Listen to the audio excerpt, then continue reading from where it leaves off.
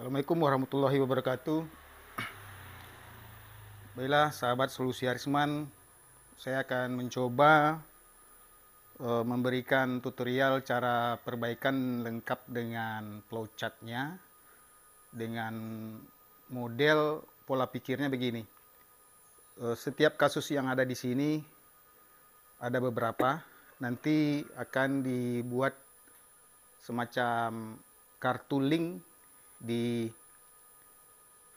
sebelah kanan ini. Nanti kalau misalnya kita secara umum, pertama apa yang kita lakukan pengujian, kalau kerusakannya ini maka videonya ini. Jadi ada nanti linknya di atas sesuai dengan kasus-kasus yang ditemukan. Jadi semacam flowchart lah begitu. Jadi ini khusus untuk inverter sejuta umat ini, yang model ini. Saya tidak membahas yang modified, tetapi yang PSW ya, PSW yang high frekuensi, yang buatan Cina. Jadi kita akan belajar bagaimana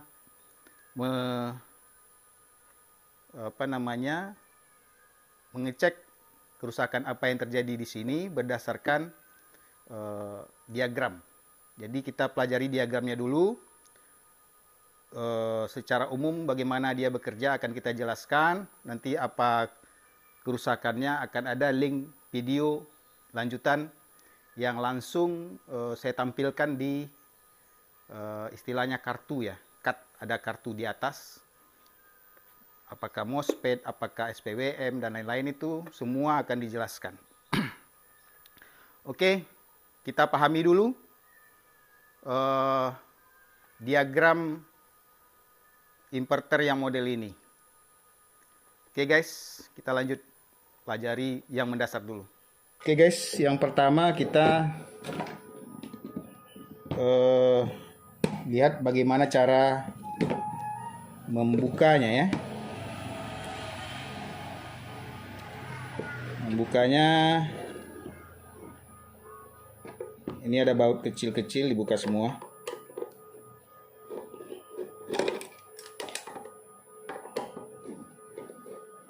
8 baut ya.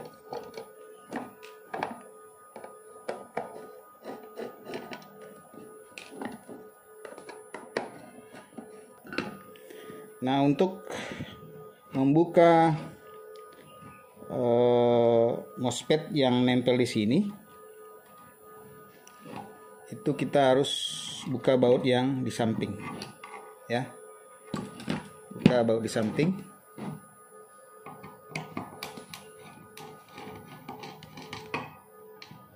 Per 3 ya. Lalu yang ini juga dibuka, sisi kiri dan sisi kanan.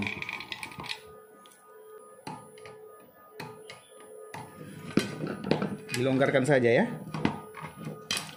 Lalu dicoba goyang, geser. Nah, kalau bisa digeser seperti ini, maka dia sudah bisa keluar.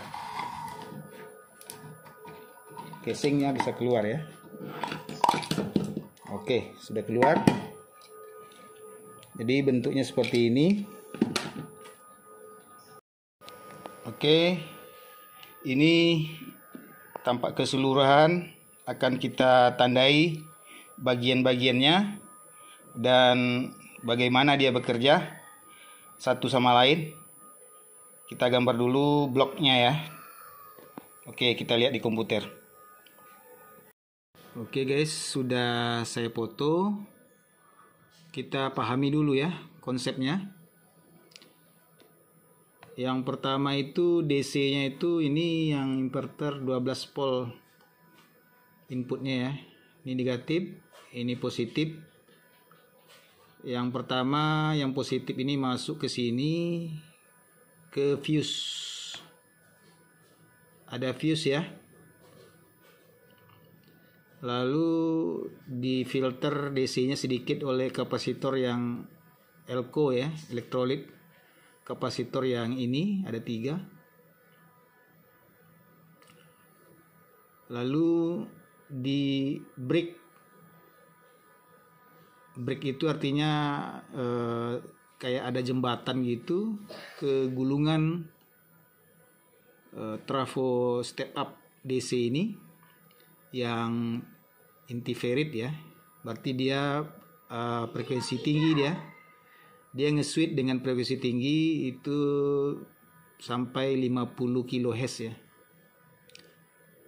47 sampai 50 kHz. Yang frekuensinya ini diatur oleh SPWM ini.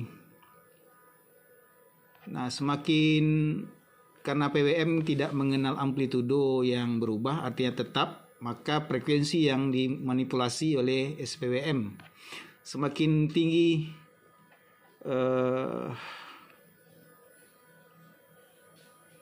bukan frekuensi maksud saya, frekuensinya konstan, akan tetapi lebar dari PWM-nya yang dimanipulasi sesuai dengan feedback ya. Ini ada feedback, data output dari SPWM jelas ke gate ya, ke gate dari MOSFET-nya ini setengah brick atau half, separuh ya. Kalau yang ini jembatan diodanya ini full brick ya, hub, atau dalam bentuk lain disebut hub brick ya. Kalau ini half ya, half brick ya, separuh. Nah, rangkaiannya nanti bagaimana dia bekerja. Lalu di step up oleh trafo ini dan disearahkan oleh dioda. Nah, dioda ini tidak dioda sembarangan ya, karena dia frekuensi tinggi. Maka diodanya harus mampu merecovery ya. Ada istilah dioda itu recovery. Jadi dia di saat berubah hilang amplitudonya, maka dia harus cepat. Begitu juga sebaliknya. Jadi dia switch yang ada di buka tutup di dioda itu sangat cepat sekali. Makanya diodanya yang khusus dipakai dioda Schottky atau fast recovery dioda. Jadi tidak boleh pakai dioda sembarangan di sini. Harus dilihat datasheetnya, harus yang mampu buka tutup dengan frekuensi tinggi. Kalau frekuensi yang ada di sini itu sekitar 50.000 Hz ya, 50.000 Hz. Nah, lalu gelombang yang dihasilkannya itu gelombang kotak disearahkan dan diratakan oleh kapasitor. Jadi kapasitor ini misalnya duty cycle gelombang petaknya 50%. Kalau misalnya yang di step up ini misalnya tegangannya 600, maka separuh atau 50% duty cycle-nya, maka PWM menghasilkan tegangan 300. Jadi kapasitornya itu untuk meratakan gelombang PWM yang terjadi. Nah, tegangan yang ada di kapasitor ini itu biasanya paling tinggi 400 volt. Maka kapasitor di sini harus minimal dipakai sampai batas tegangan 450 volt. Kalau di bawah ini dia akan pecah atau meledak ya. Oke, setelah ini DC yang ada di kapasitor langsung di break jembatan full oleh 4. Jadi wajib 4 di sini. 4 MOSFET yang menjembatani menjadi gelombang bolak-balik. Jadi dia switch. Nah, polanya juga dari SPWM. Bedanya SPWM PSW itu lebar PWM-nya itu berubah untuk menghasilkan gelombang sinus. Jadi gelombang sinusnya kan seperti huruf S. Di saat dia naik, maka lebar PWM yang diberikan ke gate itu kecil dan sampai full puncak pada amplitudo gelombang AC. Begitu seterusnya. Nah, di sini juga ada feedback. Feedbacknya yang pertama itu arus, yang kedua tegangan. Jadi kalau seandainya tegangannya sudah tercapai, maka lebar PWM dari SPWM PSW ini akan dipertahankan. Begitu juga di sini sama, cuman bedanya gelombang PWM-nya ini gelombang yang dihasilkan ke MOSFET itu nanti gelombang petak saja. Ya. Sementara di sini dihasilkan gelombang sinus. Karena lebar PWM-nya itu berubah pada satu gelombang sinus, sementara ini konstan. Kapan diubah? Kalau ada feedback di sini, tegangan DC yang dihasilkan rendah, maka lebarnya dibesarkan. Kalau yang di sini ada dua feedback. Pertama, persentase lebar PWM itu konstan berdasarkan sinusnya. Secara keseluruhan akan berubah kolektif beda melebar atau mengecil duty cycle dari PSW itu berdasarkan output tegangan AC yang dihasilkan. Jadi dia membaca tegangan AC untuk merubah lebar SPWM PSW-nya. Lalu outputnya itu harus difilter supaya gelombang PWM yang mendekati bentuk sinus disempurnakan oleh induktor dan kapasitor ini. Ya. Jadi ini sangat menentukan juga, semakin bagus filternya, maka semakin aman MOSFET-nya. Ya, kalau tidak dia akan panas. Langsung outputnya. Jadi sederhananya begini. Ya. Nah, PSU ini itu memberikan catu daya driver dan IC SPWM ke sini juga, ke sini juga. Ya. Gate ini buka tutup dari SPWM langsung.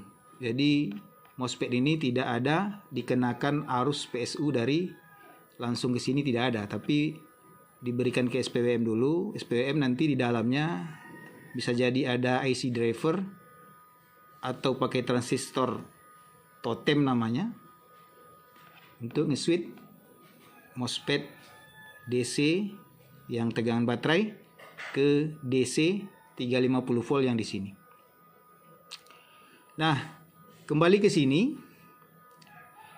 Biasanya kalau ada masalah di MOSFET ini short, ya, kalau SPM ini tidak bisa memproteksi, gagal, maka fuse pasti putus. Sini ada fuse, nilai fuse-nya totalnya ya, ini kadang ini paralel 3 ini, total nilai fuse-nya itu minimal 2 kali arus operasional. Misal ini 1200 watt katakan, maka dibagi 12, maka arusnya itu 100 ampere. Nah, 100 ampere di sini mungkin 35 ampere, 35 ampere, 35 ampere. Nah, begitu juga kalau arusnya lebih besar, kalau output dayanya lebih besar. Nah, batasan ini, fuse ini adalah pengamanan terakhir, kegagalan sistem supaya tidak terjadi kabel ini terbakar. Jadi selama ini klarifikasi dari saya, jika fuse ini rusak tidak boleh diganti. Saya ulangi lagi, kalau fuse ini putus, jangan sesekali coba diganti tanpa diperbaiki bagian ini. Sebelum tuntas bagian ini, maka ini tidak boleh diganti. Karena kalau diganti, maka kerusakan akan tambah parah. Bisa jadi jalur PCB-nya akan hancur.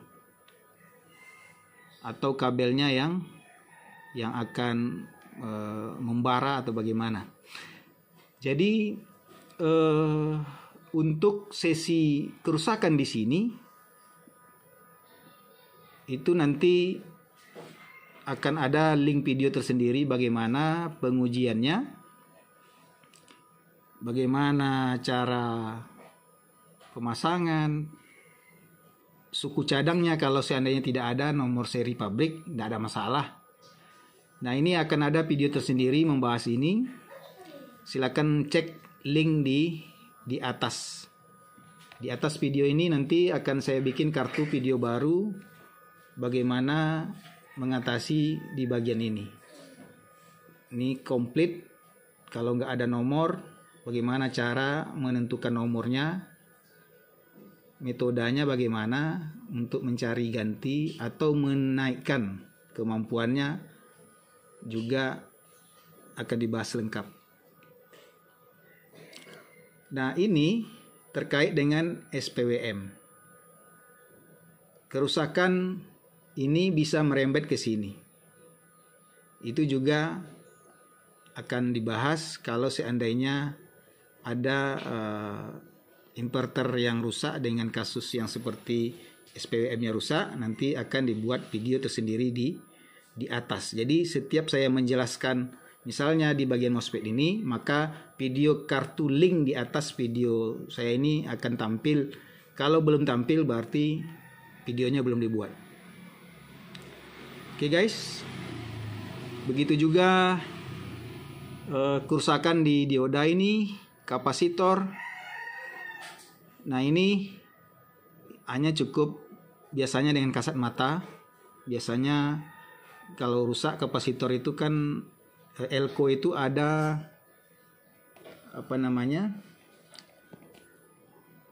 ada goresan di atas. Biasanya ada peta atau apa. Tujuannya kalau dia terlalu panas mau meledak, dia akan keluar. Jadi itu sengaja dibuat ada parit ya, supaya kalau dia meledak dia keluar di situ larutannya, tidak merembes ke bawah, jadi ke atas keluarnya. Nantinya kapasitor ini kalau rusak biasanya kelihatan langsung, tanpa diuji pun akan kelihatan rusak apa tidak. Nah, yang ini akan dibahas tersendiri bagaimana MOSFET bagian DC 350 sampai 400 volt ini yang masuk ke sini. Bagaimana cara mengganti dan cara mencari penggantinya kalau tidak ada nomor yang bawaan pabrik ya. Nah, biasanya kerusakan itu hanya di bagian ini, bagian ini. Kalau sudah bagus, bagaimana membuktikannya bagus, nanti di video itu tersendiri akan menjelaskan bagaimana cara pengukurannya. Apakah sudah aman apa belum setelah dipasang. Barulah kita ganti fuse-nya. Kalau fuse-nya putus. Lalu yang di sini ada video tersendiri akan dibahas juga bersamaan dengan SPWM ini di video yang berkaitan dengan ini saja. Jadi rencana saya hanya akan, ini video ini ada kontennya, yang ini adalah pengetahuan umum untuk mencari kerusakan di bagian mana. Ya. Kalau kerusakannya di sini, maka videonya nanti ada di atas linknya. Kalau kerusakannya di sini, ada videonya di atas juga setelah setelah diperiksa bagian ini. Misalnya di bagian ini tidak ada masalah, berarti bagian ini. Nah, ciri-ciri kerusakan. Nah, ciri-ciri kerusakan kita akan coba menginventarisir bagaimana cara mengukurnya. Nah, cara mengukurnya langsung kita kita cek di inverter yang masuk ini. Oke, karena kita sudah memahami diagram secara umum tadi, sekarang kita periksa. Nah, pemeriksaannya, kalau kerusakannya di bagian ini, kita pakai pengukurannya dengan tester analog kali 10 ya. Sebenarnya bisa dengan digital, tetapi pakai pengukuran dioda di digital. Pakai dioda, pengukuran dioda ya, pengukuran dioda. Ini dioda, cuman bedanya kabelnya pun dibalik kalau pakai digital. Jadi di tutorial video ini, kalau pakai analog, warna kabelnya itu ditukar, hitam jadi putih, hitam jadi merah, merah jadi hitam di multitester digital. Oke, jadi dibalik saja ya penggunaannya kalau pakai digital. Nah, ini yang analog. Jadi perhatikan cara pengukuran. Jadi yang bagian pertama tadi masuk ke fuse ya. Fuse-nya kita tes dulu. Berarti aman. Kalau fuse-nya aman, kerusakannya biasanya di MOSFET ini sudah putus atau beberapa sudah terjadi hubungan singkat. Karena dia hard break, kalau sisinya hard break itu kan seperti ini switch-nya. Seperti ini switch-nya. Jadi kalau seandainya ada satu yang putus, yang di sebelah dia kan ada dua itu ya. Maka walaupun sudah konslet di MOSFET yang sebelah ini, maka sebelahnya sudah putus sempurna. Tapi kalau seandainya kedua-dua switch hard break ini tidak putus atau konslet dua-dua MOSFET-nya, ini kan MOSFET ada 6, berarti ini paralel 3.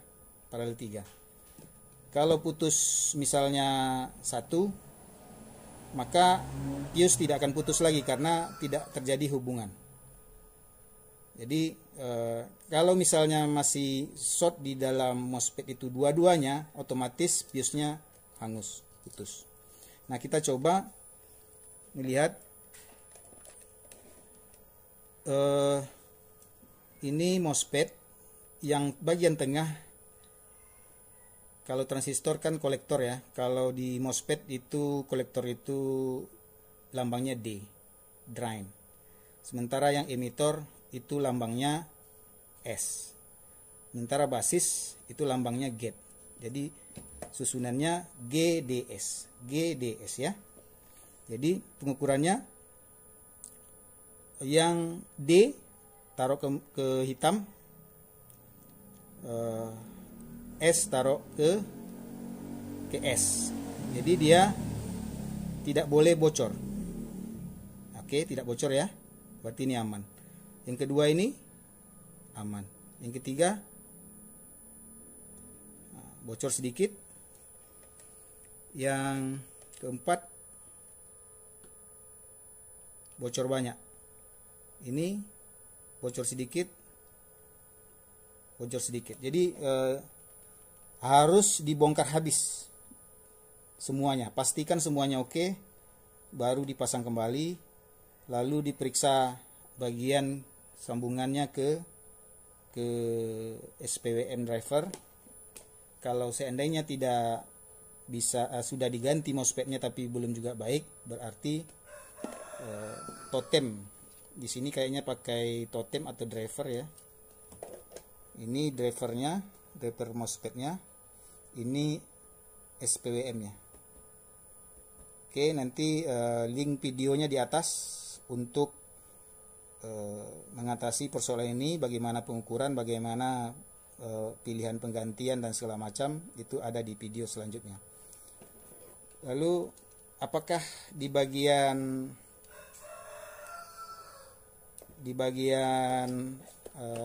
full break dari DC to AC 220-nya rusak. Ini drivernya adalah di sini, driver SPWM-nya, tapi ini PSW ya. Kalau ini gelombang peta, yang ini menghasilkan keluarannya gelombang sinus. Nah, pengukurannya juga seperti ini. Jadi dari sudut pandang manapun terserah, yang penting kalau nomornya dari bawah ini, maka susunannya GDS ya, GDS juga sama. Maka yang diukur itu hitam di D ini, S itu yang merah. Oke, ini bocor, short, hampir short, jadi rusak semua ini kayaknya. Jadi